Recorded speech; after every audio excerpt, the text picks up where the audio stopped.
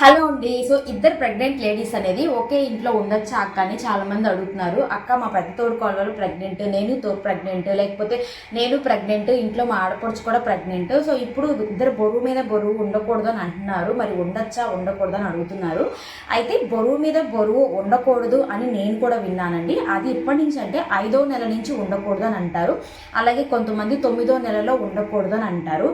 ఏది ఏమైనా ఇద్దరు ప్రెగ్నెంట్ లేడీస్ అనేది ఒకే ఇంట్లో ఉంటే కష్టమైపోతుంది. ఇద్దరిని ఒకేసారి చూసుకోవడం కష్టమైపోతుంది. కాబట్టి బహుశా అలాంటి నియమాలు అనేది పెట్టుకున్నారేమో అని నేనైతే అనుకుంటున్నాను. వీళ్ళు కుదరని సందర్భంలో ఏం చేస్తామండి, ఎంతమంది ప్రెగ్నెంట్ లేడీస్ అయినా ఒకే ఇంట్లో ఉండొచ్చు. పూర్వకాలంలో ఒక్కరు 5-6 మందిని కనేవాళ్ళు. ఒక్కొక్కసారి అత్తలు కంటూ ఉండగానే కోడళ్ళు కూడా కనేవాళ్ళు. సో ఇలాంటి సిచ్యువేషన్స్ కూడా మనం చూసున్నాం కదా.